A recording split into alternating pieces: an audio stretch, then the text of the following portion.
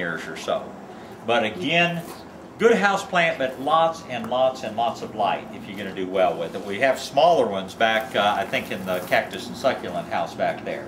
But good plant, but again, lots and lots of light. Great patio plant, just protect it from a hard freeze. The variegated plants you see over here, and there's another one right here, that's actually just another form of the prayer plant. And the growing conditions are the same. Give them lots of light and let them spend at least a little bit of time outside. The one other plant that I see in here is the true split-leaf philodendron right here with these deeply divided, deeply lobed leaves. Now that's not what most people call a split-leaf philodendron. Most people call philodendron psiloum split-leaf, but this is a true philodendron. That's actually Philodendron pertussum. That is the true split-leaf. Its other name is monstera, and it makes a big, big plant.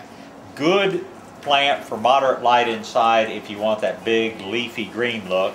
And it grows primarily upright, so it doesn't take up as much room as something like Philodendron psiloum does. Now, let's see, stay here for just 1 second. I thought I might have one of the Xanadu philodendrons. I think they're all up on the back deck. So that's most everything. If anybody has questions about other specific plants, I or any of the rest of the staff will be happy to answer them for you. But everybody think you can keep your houseplants a little bit better alive now and make a little better choices? Okay. What about pothos ivy? How are they? Pothos ivy, devil's ivy, syndapsis, whatever name you want to call it. Moderate light, and it's very forgiving. You can keep it too wet, it won't be happy or look pretty, but it'll survive. You can keep it too dry, it'll get kind of a gray-green leaf to it and have a lot of yellow leaves, but it will survive. Pothos ivy is just one of those plants that is very forgiving. If you take good care of it, it'll look pretty. If you take bad care of it, it'll look lousy, but it'll live forever. So pothos ivy, moderately bright light, water thoroughly, let it get good and dry on the surface before you water again. What is fertilizer? The more light a plant gets, the more fertilizer it needs. Most house plants happy with has to grow something about once a month.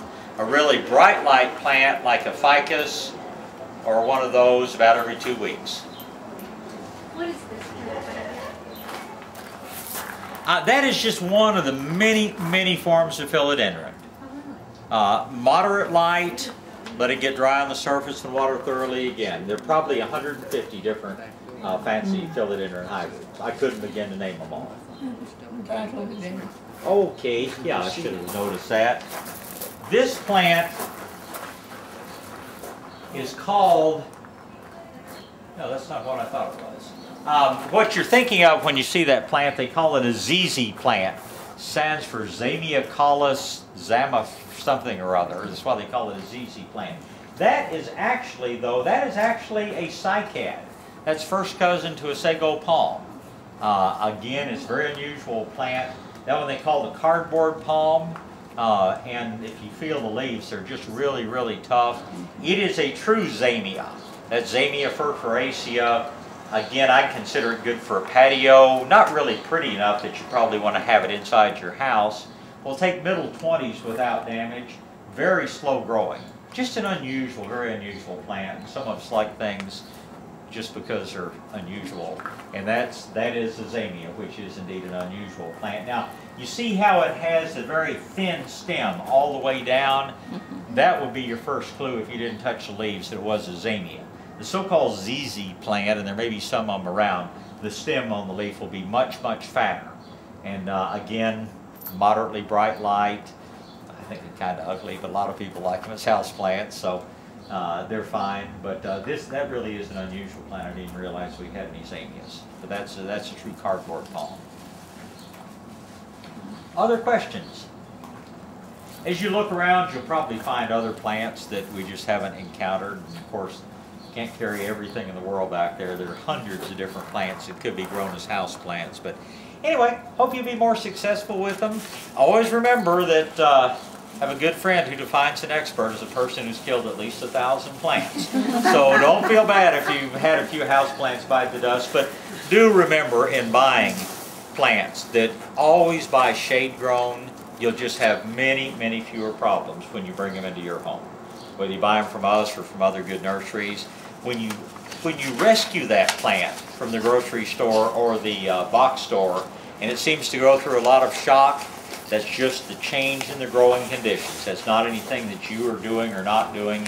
In most cases, it's that you have suddenly put that plant in about a fourth as much light as it was used to growing in, and it's going to look pretty rugged for a while before it puts on its leaves that are more adapted to your situation. I have a tree question.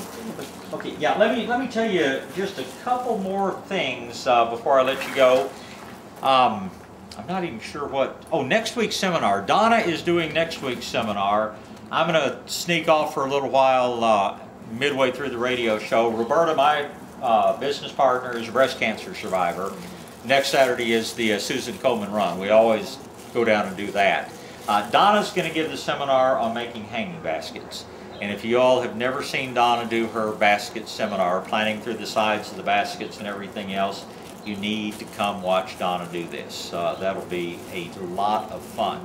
The following Saturday is one that I'm really looking forward to. So many people are interested in vegetable gardening. Well, the following Saturday will be the day before Mother's Day.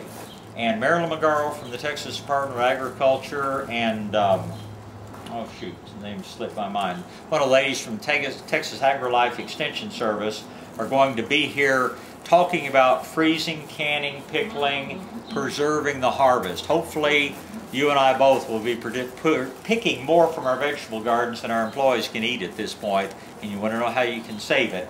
Well, that's what that seminar is going to be all about. Mother's Day is our anniversary of opening. This will be 29 years this Mother's Day. Two things that will make it worth coming for. Bluebell ice cream. We've never run out. We're going to have peppermint, chocolate, peach, vanilla. Roberta's going through the flavors. I don't know what all she decided on. We'll have all the ice cream you can eat and all our famous homemade cookies that we do. George Gaitan will be here with his guitar. And I know a lot of y'all have heard George since he started playing for a lot of our events, but if you've never heard his classical guitar, is worth coming to listen to. It's what I'm using for bumper music, or have been using for bumper music on the radio show.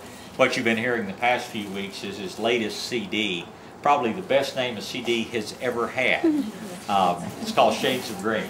And anyway, George will be here.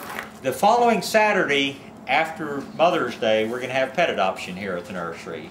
I think it's either Humane Society, I think it's Humane Society we're working with this year. But we'll have puppies, kittens, cats and dogs here. They'll all have their shots, be microchipped and everything. We give a gift certificate to everyone who adopts one of these animals that need homes.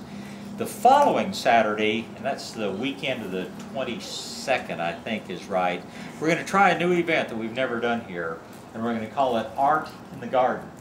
And we have about 15 artists from the San Antonio area and a lot of different media. We have one lady that does ceramics, one that does glass, we have somebody that does metal. We have probably, I think, the best known watercolorist in this area is Beth Eidelberg will be here with some of hers. Melanie Fain does incredible art with wildlife and nature and things like that. Anyway, we're going to call it Art in the Garden, and so on that Saturday we're going to have all these artists with booths set up around the nursery that will be showing and selling their wares, which will be a lot of fun.